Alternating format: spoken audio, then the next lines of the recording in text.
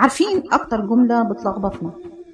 جملة أصل اتربى كده، أصل هو شاف أيام صعبة.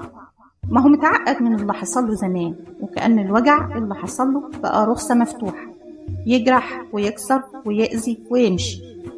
النهاردة خلينا نتفق على حاجة واحدة بس قبل ما نكمل، إن مش كل اللي اتألموا بقوا مؤذيين، بس كل مؤذي اختار الأذى.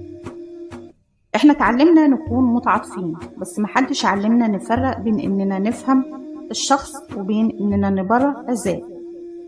أفهم إنك اتوجعت، بس مش من حقي أستحمل وجعك ولا أدفع ثمنه من نفسي ولا أعيش مكسورة عشان ماضيك.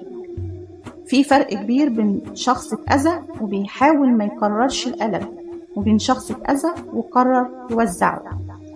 في نوع من الأذى مش بيطلع فجأة ولا بيكون انفجار لحظة ضعف، لكن ده أذى متخطط ومحسوب ومتكرر.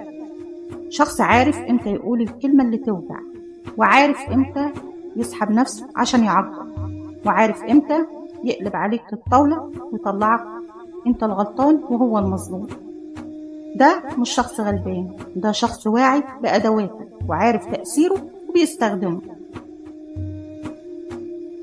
المؤذي الشاطر نادر مما يبان مؤذي، غالبا بيبان حساس ومكسور وملوش حد، والدنيا دايما قاسية عليه، وانت بدافع الطيبة تدخل تنقذ وتستحمل وتسكت وتقول يمكن لو حبيته أكتر يتغير. بس الحقيقة هو مش مستني يتغير، هو مستنيك تكمل وتسكت.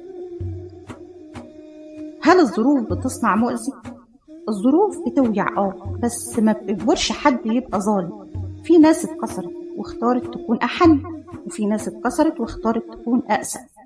الأذى اختيار مش قدر، واللي يقرر الأذى ويعتذر ويرجع يعمله ويرجع يكمله ده مش تايه، ده مستريح في الدور.